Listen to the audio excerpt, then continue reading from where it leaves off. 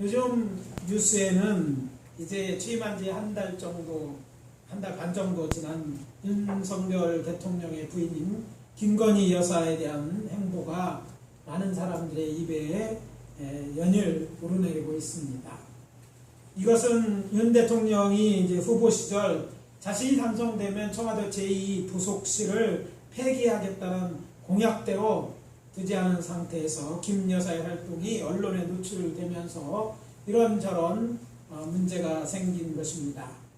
제가 이 얘기를 꺼낸 것은 그런 공약은 폐기되는 것이 옳은가 아닌가가 아닙니다.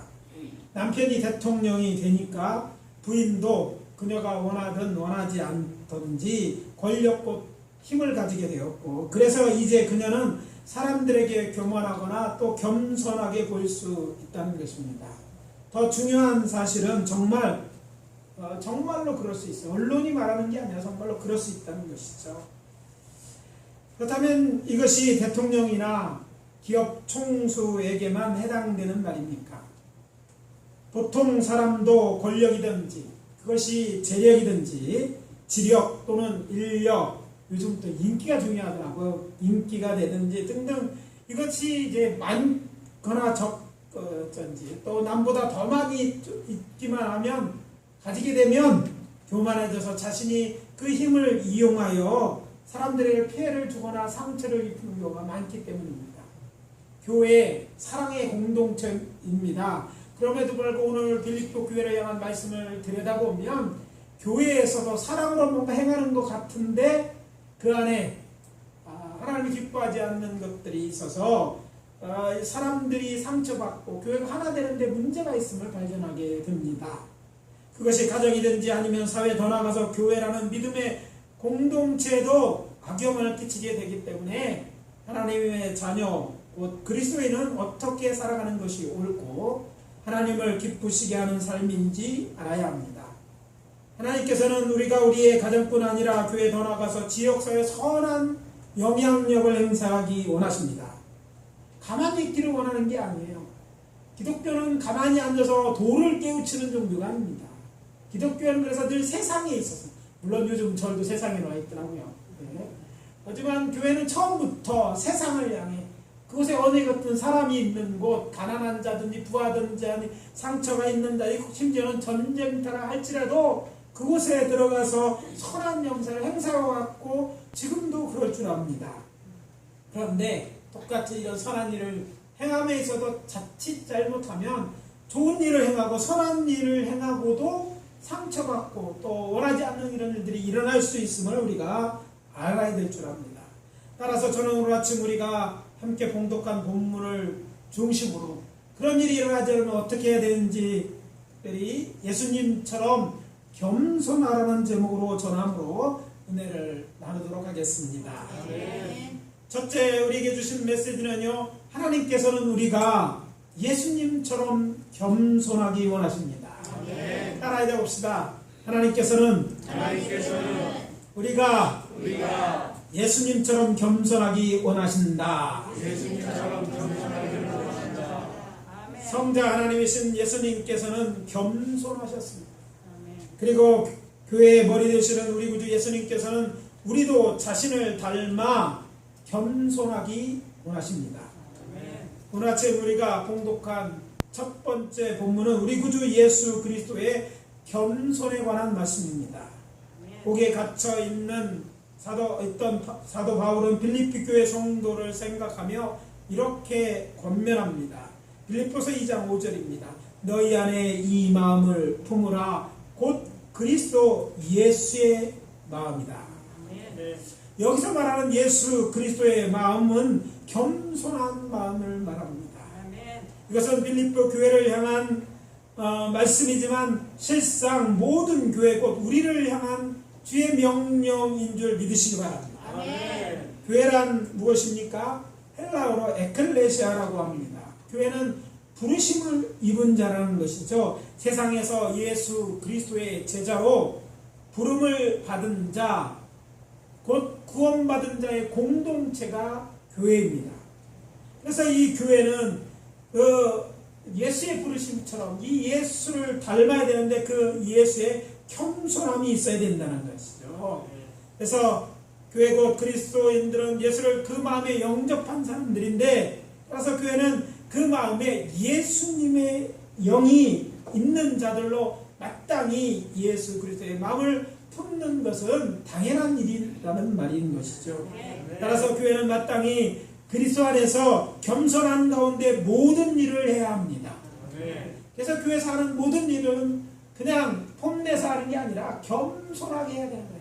자기를 낮추고 섬겨야 되는 일을 하되 겸손히 해야 된다는 것이죠. 이 일에 대해 사도 바울은 지금 빌립보 교회에 오늘 본문 빌립보서 2장 1절에서 3절까지 언급합니다. 그리고 여기서 사도 바울은 교회가 그리스도 안에서 무슨 권면이나 사랑의 위로, 성령의 교제나 긍휼이나 자비를 베풀 때 모두가 마음을 같이하여 같은 사랑과 뜻을 합하여 하되 아무 일에든지 다툼이나 허영으로 하지 말고 오직 겸손한 마음으로 하라고 권면하고 있다는 것입니다. 그래서 교회 안에서의 모든 선한 일의 바탕은, 기초는 겸손한 마음이라는 것입니다. 그렇다면 바울은 왜 이렇게 권면했을까요? 그 의도가 아무리 좋고 선하다 할지라도 그런 말이나 행동이 베푸는 성도를 교만하게 하거나 또 비굴하게 하기도 하고 또 그걸 베풀 받는 성도들의 마음을 그렇게 할 수 있다는 것이죠. 비참하게 생각이 들게 하거나 마음의 상처를 줄 수 있기 때문입니다. 때로 그럴 수 있을 것입니다. 그렇다고 어쩔 수 없는 일이라고 생각하지 말라는 것이죠. 흥미로운 사실은 오늘 본문에서 바울은 논리적으로 어떤 설명을 하는 대신 예수님의 마음을 풀어내는 권면을 통해서 간접적이지만 아주 강하고 명확하게 주장합니다. 너희가 예수님처럼 겸손한 마음으로 선을 행하라. 모여서 이런 좋은 일을 해라. 이런 얘기죠. 그리고 예수의 마음을 품는다는 말은 어떻게 들어보면 참 어려운 말이기도 합니다. 왜냐하면 추상적인 말이기 때문에 그렇죠. 마음을 품는다. 따라서 성도들의 이해를 돕기 위해서 본문 5절을 다른 한글 번역 성경을 통해서 들어보도록 하겠습니다. 표준 새번역 성경입니다. 여러분은 이런 태도를 가지십시오. 그것은 곧 예수 그리스도께서 보여주신 태도입니다. 자, 겸손이라고 말하는 겸손을 풀어서 예수가 보여준 그 태도처럼 해야 된다. 이렇게 하는 것이죠. 또 우리 쉽게 그 성경을 설명하는 현대인의 성경도 크게 다르지 않습니다. 여러분은 그리스도 예수님과 같은 태도를 가지십시오. 예수의 마음을 품는다는 것을 이들은 어떻게 해요? 예수님과 같은 태도를 가지라는 것이라고 의역했던 것입니다. 사실 헬라어 원문을 직역하면 이것이 당신 안에 계신 예수 그리스도처럼 하는 것입니다. 라는 거예요. 이거를 이제 우리 그 번역자들이 우리 예수의 마음을 품었으니까 품어야지 그걸 행동할 거라고 생각해서 이렇게 썼고, 또 이것을 잘 이해할 수 있도록 다른 번역 성경은 다르게 번역한 것입니다. 이렇게 말하고 나서 바울은 6절 이하에서 예수님이 그러면 얼마나 겸손한 태도를 보여주셨는가, 겸손히 행동했는가를 설명합니다. 성자 하나님이신 예수님께서 당신도 하나님이시도 불구하고 하늘 아버지의 뜻에 순종하여 인간의 몸을 입으시고 사람이 되셨을 뿐 아니라 자기를 낮추사 십자가에 달려 죽으셨다. 그렇게 말하고 있어요. 대속죄하는 낮아지는데 양처럼, 유월절 어린 양이라고 하잖아요. 대속하는 양처럼 이렇게 자기가 하나님이신데도 불구하고 인간이 되신 걸 넘어서서 인간으로 비하됐다 그러죠. 더 넘어가서 마치 인간임에도 불구하고 대속물처럼 그렇게 자신을 낮추어서 인간을 구원하는 사역을 감당했다는 얘기를 하고 있는 거죠. 이런 예수님의 겸손하심 같이 너희도 그리스도 안에서 성도들을 대하라는 가르침인 것입니다. 물론 사도 바울은 빌립보 2장 5절에서 11절에서부터 11절에서 너희가 품어야 될 마음, 아니 취해야 할 태도가 예수님처럼 하는 예수님처럼 겸손한 것이라고 직접 언급하고 있지는 않지만 이렇게 그 내용은 예수님의 겸손한 마음에서 설명하고 있고 그런 것처럼 너희도 그 마음을 품고 그렇게 겸손한 태도로 모든 일을 하라는 그런 말씀을 하고 있는 것이죠. 그렇다면 복음서에서 말하는 예수님의 겸손하심과 겸손에 대한 예수님의 가르침은 어떤 것입니까?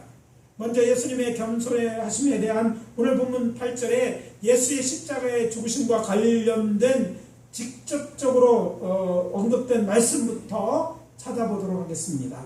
마태복음 21장 5절에 나오는 말씀입니다. 잘 아시는 말씀입니다. 시온의 딸에게 이르기를 내 왕이 내게 임하나니 그는 겸손하여 낙이 곧 멍에 매는 짐승의 새끼를 탓도다 하라 하였느니라. 이 말씀은 예수님께서 그의 공생의 마지막 주간의 첫째 날에 여리고로부터 제자들을 이끌고 예루살렘 성으로 올라가실 때 감람산에 있는 무화과 동네인 벳바게에 이르렀습니다. 이때 예수님은 두 제자를 보내 건너편 마을, 그 말은 우리가 잘 알고 있는 베단이거든요. 이제 감람산 동편에 올리브살이라고 할 수 있는데 동편에 두 개 동네, 무화과 동네가 있는데 하나는 벳바게고 하나는 이제 베단이에요. 좀 높은 곳에 있는 게 벳바게고 낮은 쪽에 있는 게 베단이인데 그 베단이에 가서 나귀 새끼를 끌고 오라고 명하신 일에 대한 마태의 설명입니다. 아무튼 마태는 복음서를 기록하면서 이것은 예수님께서 그는 겸손하여 나귀 새끼를 타고 입성하실 것이라고 예언한 이사야서 62장 11절 말씀을 성취하는 행동이었다고 말하고 있습니다. 이 말씀은 어떤 것이냐면 유대인으로 왕으로 오시는 예수님은 자신의 메시아이심을 저들 이스라엘 자손을 알게 하기 위해서 나귀 새끼를 타고 예루살렘에 들어가셨습니다. 그것은 예수님이 바로 이사야서에 예언된 겸손의 왕, 겸손하신 예수 그리스도셨다는 것이죠. 그래서 예수님은요 이렇게 겸손한 놈으로 설명합니다. 왕이라면 권세를 가지고 말을 타고 뭐 이렇게 할 것 같은데 그렇게 하지 않냐고 나귀, 그것도 새끼 나귀. 새끼 중에서 어떤 나귀? 한 번도 사람을 태우지 않은 아주 새끼 나귀를 타고 갔어요. 예수님이 이 나귀 새끼를 타고 감난산을 밑에서부터 이제 산을 넘어가서 예루살렘 동편으로 갈 때 그것을 보는 사람마다 다 웃었을 거예요. 아마 여기 있는 사람들 상상해보면 웃기는 데였어요. 낙이 새끼니까 새끼가 한 번도 아주 사람을 태웠으니까 어떻습니까? 얼마나 힘들겠어요. 안 하던 일을 하는 거 아니에요? 게다가 무겁습니다. 청년 예수님 몇 킬로그램인지 알 수가 없어요. 여러분만 그 체중의 비밀이 있는 게 아니에요. 예수님이 몇 킬로인지 알 수 없지만 청년 예수님이 그때 탔을 때 아마 발이 끓일 정도로 어린 낙이 새겨서 그랬을 거예요. 그런데 그 나귀가 예수님을 등에 태우고 어떻게 합니까? 감람산을 올라가야 돼요. 북박이 이쪽에서. 그리고 감람산을 넘어서 내려가는 거죠. 올라가는 게 힘들 것 같죠? 여러분 누굴 태우고 내려가는 게 더 힘듭니다. 발에 힘을 줘서 자기와 안에 탄 사람을 막 지탱해야 되니까 그렇게 어렵게 내려가는 거예요. 그 모습을 성에서 보는 사람이나 주변에서는 어떤 웃기는 모습이었어요. 띠뚱띠뚱 하면서 예수님이 그 나귀 새끼를 타고 내려가면서 어떤 사람은 요즘 같으면 나귀가 불쌍하다 막 이렇게 전화했을지 몰라요. 어떻게 나귀를 이렇게 차별하느냐 뭐 이렇게 할 수 그런 모습이었어요. 그렇게 하시는 것은 당시 얼마나 세상에 보기에 정말 연약한 거죠. 좀 나귀 새끼 겸손하심을 드러내셨다는 거고 이야기하고 있다는 것입니다. 이것이 전부가 아닙니다. 예수님께서는 하나님의 친히 자신이 대해 이렇게 말씀하셨습니다. 마태복음 11장 29절입니다. 나는 마음이 온유하고 겸손하니 나의 멍에를 메고 내게 배우라. 그러면 너희 마음이 쉼을 얻으리라. 예수님께서 자신을 마음이 온유하고 겸손하다고 얘기하는 거예요. 그리고 우리 제자들도 예수의 마음처럼 우리도 온유하고 겸손해야 된다는 얘기죠. 여기에 오늘 들어야 될 분명한 메시지가 있습니다. 우리는 세상 사람들은 그러죠. 생겨나는 대로 살아. 아이고 내가 여태까지 이렇게 살아왔는데 날 바꾸려고 하지 마. 이렇게 얘기할지 몰라. 그러나 예수 믿으면 바뀌어야 돼요. 나는 바꿀 수 없지만 내 안에는 예수가 예수의 성품을 담게 하는데 예수의 성품이 온유하고 겸손한 거예요. 그렇게 우리를 도와주실 줄 믿습니다. 그래서 겸손하게 이렇게 예수님처럼 해라는 거예요. 그래서 우리 교회도 예수 그리스도의 제자이고 성자 하나님이신 예수님처럼 우리가 하나님의 자녀가 되었지 않았습니까?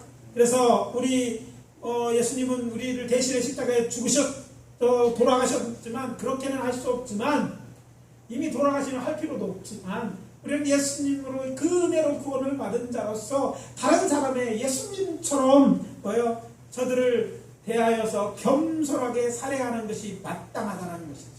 그래서 교회에 하는 모든 형상들은 겸손하게 해야 될 줄 믿습니다.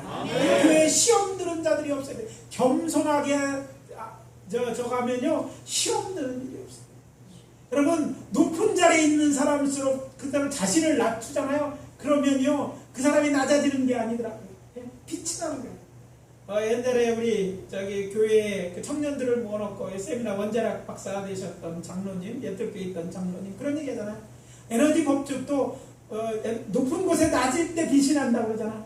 우리가 낮아질 때 사실 빛이 나는 거예요. 오늘 우리로 빛되기를 원하시는 주님께서 우리를 예수님처럼 그렇게 겸손하게 자신을 낮추고 성도들을 대하고 세상 사람을 대하라고 말씀하는 것입니다. 그래서 우리가 겸손한 거, 그렇게 행동하는 거 하나님의 뜻이고 마땅한 일입니다. 그것을 믿으시기를 예수 그리스도 이름으로 축원합니다. 믿어지면 더 큰 소리로 아멘. 둘째, 하나님께서는 겸손한 자에게 은혜를 베풀어 주십니다. 따라합시다. 하나님께서는 겸손한 자에게 은혜를 베풀어 주신다. 우리는 은혜를 구하지만 기도함으로 얻는다고 생각해요. 물론 기도도 해야 됩니다. 그러나 우리가 겸손한 자가 되어서 겸손하게 교회를 섬기고 겸손하게 사람들을 섬기면 하나님께서 혹 구하지 않았을 때도 은혜를 베풀어 주실 줄 믿습니다. 그 사람들이 아니라 그렇게 겸손하게 섬기는 우리에게 은혜를 베풀어 주시는 거예요. 사도 바울은 교회 장로들 곧 당시에 목회자들을 말하는 것으로 여겨지는데 들과 젊은 자들에게 모두 다 서로 겸손하라고 권면하면서 이렇게 말합니다. 서로에게 겸손으로 허리를 동이라. 그리고 이 겸손한 자가 여호와 하나님께 받을 두 가지 복에 대해서 말씀합니다. 먼저 그 첫 번째 복이 하나님께서는 겸손한 자에게 은혜를 베풀어 주신다. 하나님의 은혜는 하나님께서 사람들에게 값없이 주는 선물인데 무조건 주는 게 아니라 어떤 사람에게 겸손한 자에게 이 은혜를 선물로 주신다. 모든 선물이 그렇듯이 선물은 주는 자의 마음이잖아요. 주고 싶은 대로 주는 거예요. 그렇잖아요. 무엇을 얼마나 줄지 어떻게 줄지는 주는 자가 결정하는 거잖아요. 멋진 선물을 받기를 받는 사람 받기를 원하는데 하나님의 은혜라는 선물을 받기를 원하면 그러니까 하나님이 주는 건 하나님의 마음인데 하나님은 어떤 자에게 겸손한 자에게 은혜를 주신다는 것을 꼭 기억하시길 바랍니다. 하나님의 은혜를 구하십니까? 그러면 겸손하게 예수의 마음을 갖고 겸손한 마음을 갖고 겸손하게 주의를 하십시오. 겸손하게 사람들을 대하십시오. 그러면 하나님께서 우리에게 복으로 은혜를 주신다는 거예요. 하나님 은혜하면 우리는 먼저 하나님의 베풀어 주신 구원의 은혜를 떠올림. 그렇습니다. 하나님이 베풀어 주시는 구원의 은혜만큼 중요하고 큰 은혜는 아마도 세상에 없을 것입니다. 구원받아야 어떻게 됩니까? 영원한 구원을 받아야 영생 복날을 누릴 수 있게 되기 때문입니다. 여기서 주의해야 할 것이 있습니다. 구원의 은혜를 얻기 위해 우리가 어떤 공로나 대가를 치러야 하는 것은 아니지만 전제 조건이 충족되어야 한다는 것이죠. 그게 무엇입니까? 그 조건이 이것입니다. 여호와를 하나님으로 믿고 우리를 구원하기 위하여 보내신 성자 예수님이신 예수 그리스도를 구주로 믿는다는 조건이 있어요. 아무나 무조건 구원 얻는 게 아니라 하나님은 다 준비하고 하나님이 계신 걸 믿고 하나님이 보내는 구주를 나의 주 나의 하나님으로 영접하는 그 사람, 그 사람들은 내가 이 은혜를 주시겠다는 거예요. 값없이 주시겠다는 거예요. 아멘. 믿기만 하면 주시는 거예요. 아멘. 그래서 예수를 구주로 믿는다는 말은 예수님을 나의 주 나의로 믿는 것이니까, 그렇게 믿으면 하나님께서는 우리에게 구원의 그 은혜를 허락하시는 것이죠. 아멘. 이것은 구원, 우리에게 하나님이 주시고자 하는 것을 대해서 알려준 영적 비밀과 같은 얘기야. 무슨 얘기냐면 이와 같이 우리가 하나님의 은혜, 하나님이 다 준비했지만 그걸 받기 원하면 전제 조건이 있다는 거예요. 너희들이 겸손한 자가 되어서 섬기면 너희들이 이걸 받게 되겠다는 것이죠. 그래서 우리가 은혜를 정말 구하면 간절히 은혜를 구해야 합니다. 그리고 여러분 깨달아야 돼요. 은혜를 구할 뿐 아니라 정말 은혜를 구한다는 것은 겸손히 행하는 것보다, 이게 은혜를 구하는 걸 말이 아니라 행동으로 구하는 것인 줄 알고 행하시기를 예수 그리스도 이름으로 축원합니다. 예수님께서 빌립보 가이사랴 지방에서 당신의 제자들에게 너희는 나를 누구냐고 물었을 때 베드로가 대답하지 않습니까? 주는 그리스도요 살아계신 하나님의 아들이십니다. 그러자 예수님이 뭐라고 말씀하십니까? 바요나 시몬아 내가 복이 있도다. 바요나 시만 어려운 말이죠. 근데 바요나라는 말은 히브리, 이제 아람어, 히브리 같은 계열인데, 거기서 바는 벳이란 아들이란 뜻이에요. 벳이란 아들이 아니라 벳이 아니라 아들이란 뜻인데, 요한의 아들 시몬아라는 뜻이거든요. 그래서 이를 너희 알게 하신 이는 하늘에 계신 내 아버지라고 하시면서 말씀하십니다. 내가 내게 이르노니 너는 베드로라. 내가 이 반석 위에 내 교회를 세우리니 음부의 권세가 이기지 못하리라. 요한복음 16장 13절 18절입니다. 이게 무슨 얘기냐면, 구원이 이렇게 중요하지만 여기 예수를 이렇게 영접하는 자들이 얻는 것을 우리가 알고, 우리도 열심으로 죄하는 모든 일에 겸손한 마음으로 모든 것, 은혜를 베풀고 구제를 하고 위로의 말을 하고 권면하고 봉사하고 무슨 일을 여러분 해야 되는 걸 그냥 하되, 그것들을 겸손하게 할 때 이런 하나님의 은혜를 누리게 된다는 것임을 우리에게 이야기하는 거예요. 그래서 하나님의 은혜 받는 비결, 서로에게 겸손한 것인 줄 믿습니다. 저는 우리 성도님들이 하나님의 큰 은혜를 늘 경험하기로 합니다. 그러기 위해서 서로에게 우리 겸손합시다. 여기에 이것이 우리 오늘 아침 들어야 되는 두 번째 메시지입니다. 장로나 집사나 어떤 자이든지, 우리가 어떤 데 있든지 어떤 직분을 가졌든지 교회에서 정말 높고 낮음의 문제는 이런 것이 아니잖아요. 섬김의 직에 대한 얘기잖아요. 그래서 나이가 많은 자든 적은 자나 또 목회자나 평신도 또 장로 권사 신앙의 연적 얼마 되었고 초신자인지 그런 구별 없이 모두 다 어떻게 하라고요? 서로 겸손하게 허리를 동이라라고 이야기하고 있다는 것이죠. 헬라어는 허리를 동이라라고 되어 있어요. 그렇다면 겸손으로 허리를 동이라, 이건 앞에 것보다 더 어려워. 그렇잖아요? 이것도 추상적인 말의 뜻입니다. 그래서 제가 이 부분을 다른 번역본을 한번 읽어드리겠습니다. 표준세 번역 이렇게 번역했습니다. 모두가 서로 겸손의 옷을 입으시오. 허리를 동이나 겸손의 옷을 입으나 붙은 개념인데, 이번에 현대내 성경으로 겸손한 말로 서로 섬기십시오. 이거 좀 난 것 같아요. 그래서 이거를 주석책을 참고해서 이제 보면 이게 이런 말이 있어요. 여기서 이제 섬기란 그 겸손의 옷이라고 말할 때 이 단어, 그러니까 옷을 입으라, 허리를 동이라는 말할 때는 이 명상 동이라는 말은 노예들이 옷을 더럽히지 않게 뭐냐면 둘러댄 앞치마를 가르치는 것이다. 허리를 동인다는 말은 앞치마를 입고 그걸 좀 매는 거죠. 뒤로 딱 매는 것과 같다. 그러니까 일꾼들이 일할 때 옷 같은 게 묻지 않도록 우리가 주방에서 일할 때 이렇게 길게 된 걸 딱 이렇게 취하잖아요. 물도 어떻게 해서 옷도 보호할 뿐 아니라 일하는데 거창스러운 것들을 가리는 것처럼 그렇게 하라는 그런 내용인 거죠. 그래서 겸손이란 우리가 꼭 졸라매야 되는 의복과 같은 거예요. 일하기 위해서, 잘 일하기 위해서.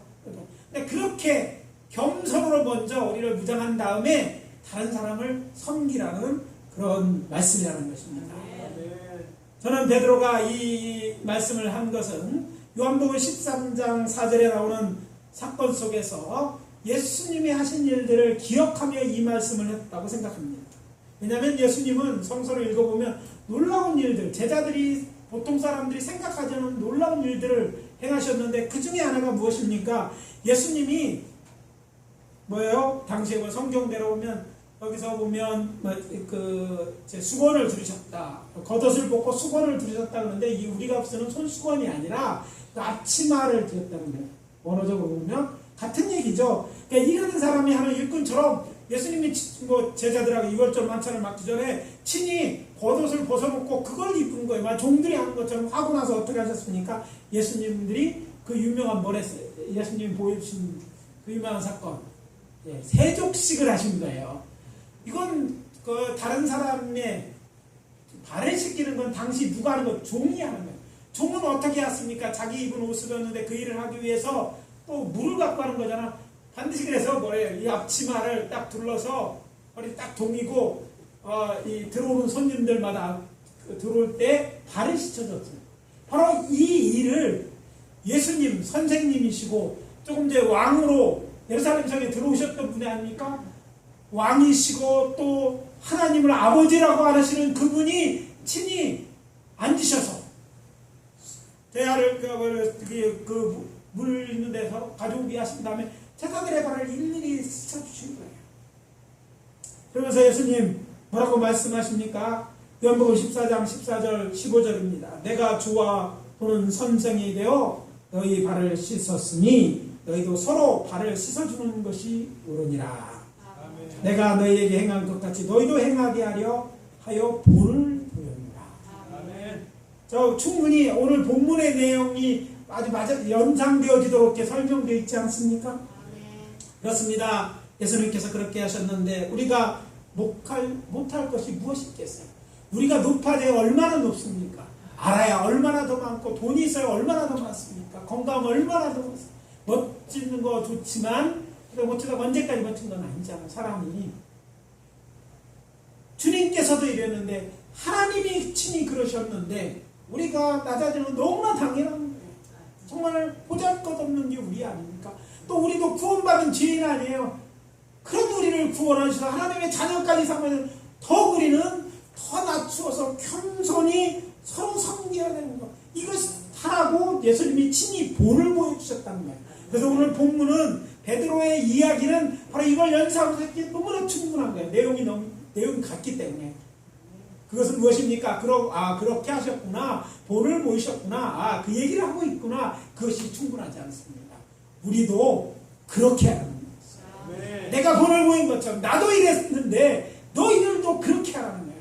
네. 그래서 여러분들이 특별히 교회에서 다른 사람을 떠나가서 사는 것도 마찬가지입니다. 내가 좀 지위가 높다고 내가 좀 뭔가 있다고 우리가 그리스도인이 아니라면 그럴 수 있겠지만 그리스도인이니까 우리가 그리스도니까 주님이 하신 것처럼 하는 거예요. 예수님이 공생에 그렇게 하시지 않았어요? 우리도 그렇게 해야 될 줄 압니다. 아멘. 우리 서로 겸손히 섬김으로 하나님의 은혜를 받아 누리는 자들이 됩시다. 내 말에 동의하는 분은 더 큰 소리로 아멘. 아멘. 이제 마지막으로 하나님께서는 겸손한 자를 높여주십니다. 아멘. 따라해 봅시다. 하나님께서는 겸손한 자를 높여주신다. 하나님은 똑똑한 자를, 많이 가진 자를 뭐 앞으로 대성시키는 이런 게 아니에요. 겸손한 자를 낮춥니다. 세상에서 겸손한 자를 무시하고 지가 그러니까 자기 어떤 것을 드러내려고 하지만 하나님은 그렇지 않다는 거예요. 하나님은 겸손한 자를 높여주십니다.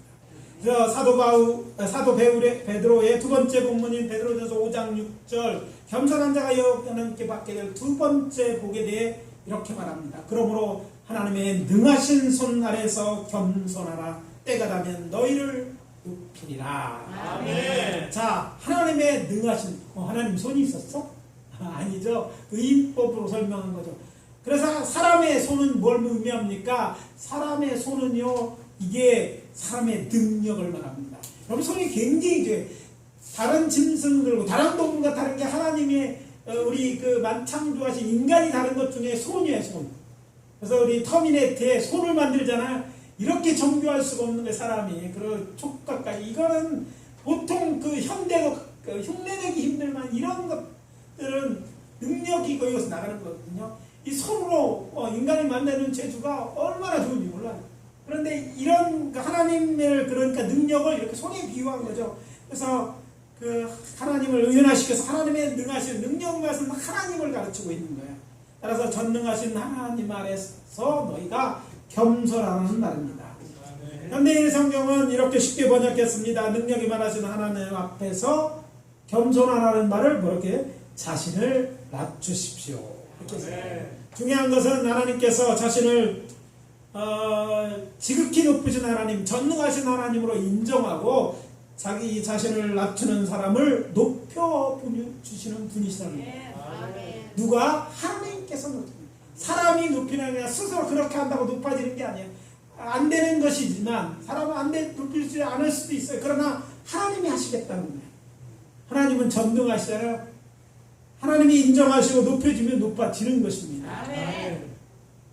우리가 믿고 섬기는 하나님, 우주 만물을 창조하신 전능하신 하나님이십니다. 따라서 모든 필요를 마땅히 그 앞에서 겸손해야 마땅합니다.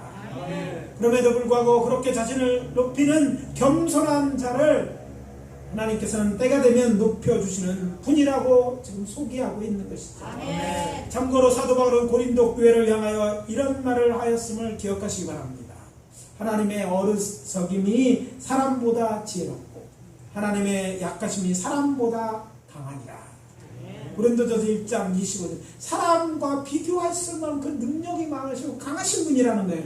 하나님께 이렇게 저렇다라고 이렇게 저렇게 하라고 명령하지 말라는 거예요. 참 기도를 들어보면 성도들이 우리들이 뭐 때로 잘못된 기도를 하죠. 마치 하나님이 의린 것 같아.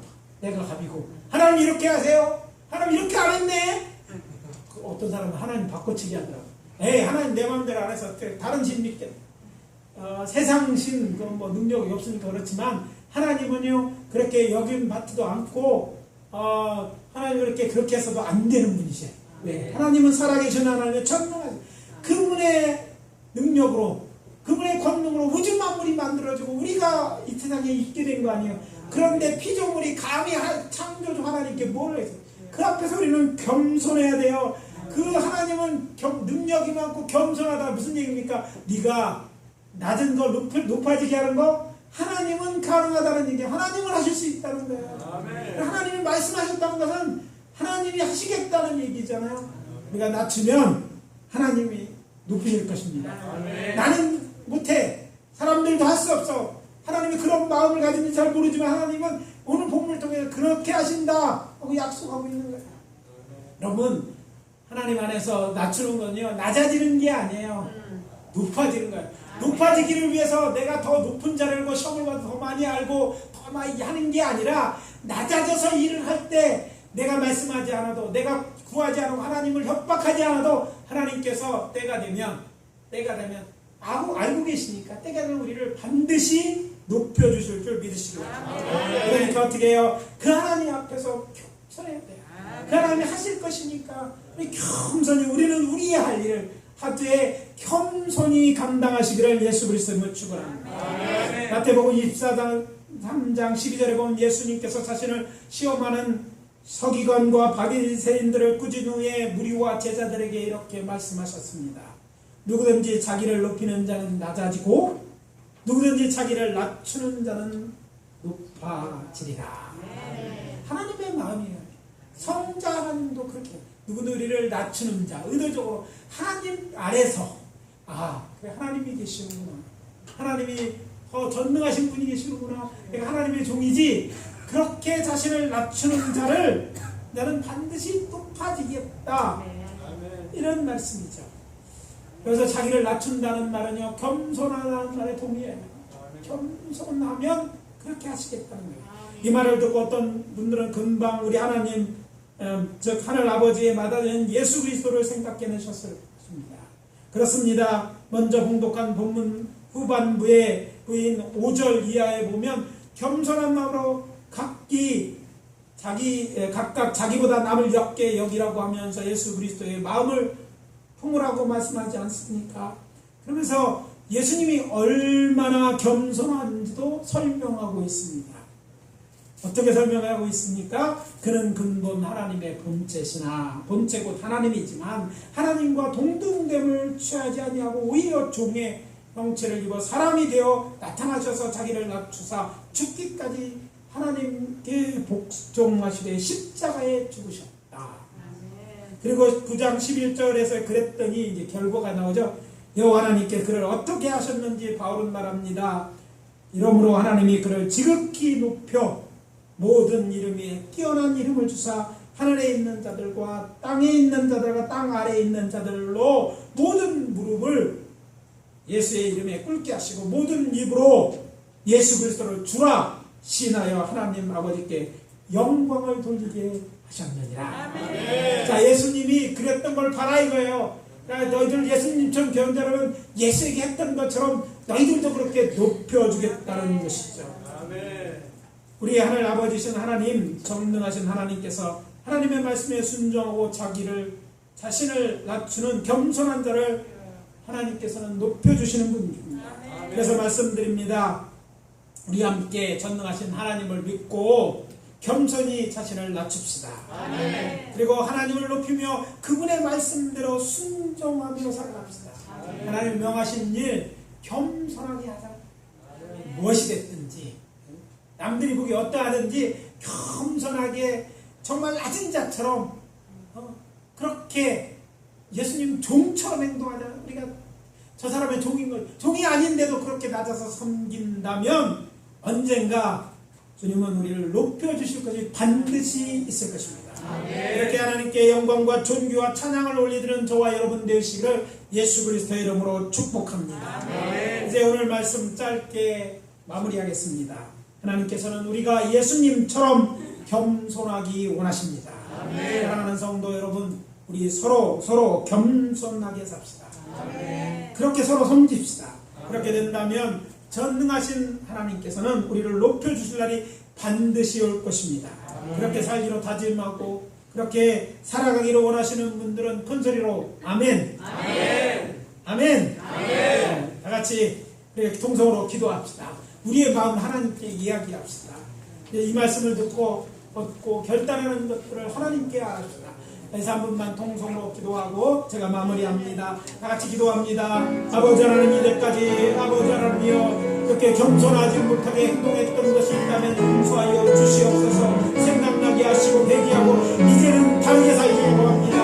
하나님이 바라시는 것이 우리가 예수님처럼 겸손한 것이 아닙니까? 우리를 낮추고 죄인이라는 것을 압니다. 우리가 과거에 아버지 하나님이여 조금 안 걸 가지고 아버지 조금 남은 내 생활이 인택한 걸 가지고 더 나은 직장을 얻고 더 건강하고 아버지 하나님이여 더 높은 자리에 있는 것 같고 교만하게 사람들을 대하고 교만하게 죄를 했다면 이 시간 회개하는 사람들의 사랑하는 자들 이 시간 되어질 때 아버지 하나님이여 저들을 용서하여 주시옵소서. 저에게도 그런 마음이 있었으니까 그런 마음을 용서하여 주시옵기를 바랍니다. 이제 저희 속에 교만이 사라지게 도와주시옵소서. 주님 전능하신 하나님 앞에서 저 자신을 낮추게 도와주시고 예수님의 보여준 본을 따라 아버지 하나님이여 겸손하게 아버지 하나님의 주의 종을 섬기게 도와주시옵소서. 아버지 하나님 성도님들을 사랑하고 섬기는 저희들이 제가 되게 하시고 저들을 위하여 선한 일을 하게 주께서 주신 것을 값없이 받았사오니 값없이 전하게 도와주시고 받은 바은혜 같으니 그 받은 바은혜를 나누게 원합니다. 주여 역사하여 주시옵소서. 섬기는 일에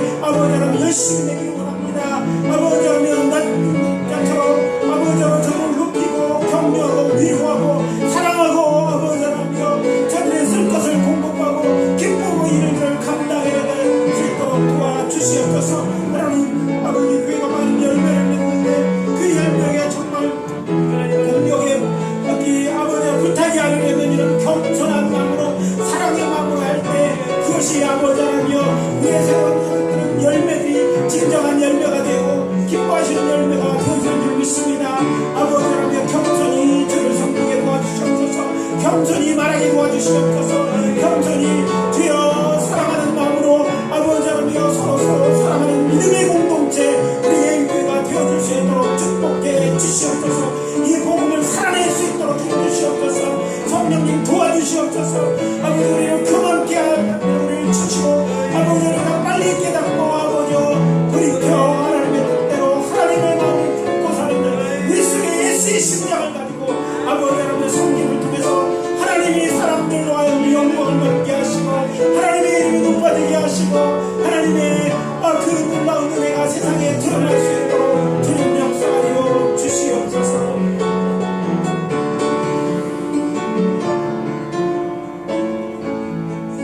하나님 주의 은혜와 사랑을 감사합니다.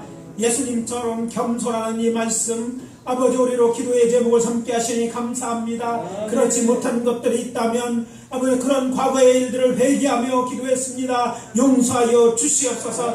더 이상 작은 것 때문에 별거 아닌 것들에 자랑하고 아니 귀하고 큰 것이라 할지라도 예수님처럼 아버지라며 낮아지고 겸손히 주의 일을 할 수 있도록 도와주시옵소서. 그렇게 사람들을 대하고 사람들을 위하고 사랑하고 섬김의 역사가 있어서 우리가 하나님 앞에 행하는 모든 것들이 겸손히 행하는 것이 되어지고 그래서 아버지라며 이것들이 하나님의 참된 열매가 되고 공력이 되어서 하나님께 상받는 저희들이 되어줄 수 있도록 역사하여 주시옵소서.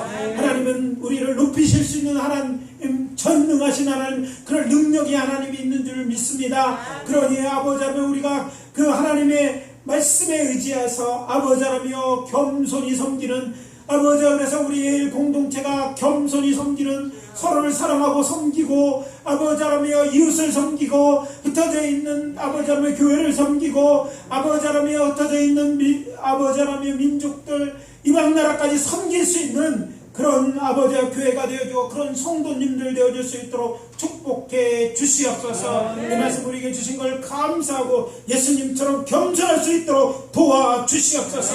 겸손히 하나님의 기뻐하는 일을 행할 수 있도록 기회를 만들어 주시고 동기를 부여해 주시고 아버지 하나님의 역사하여 주시옵소서. 그래서 하나님만 영광을 받으셨기를 간절히 바라고 오늘 때 예수 그리스도 이름으로 기도합니다.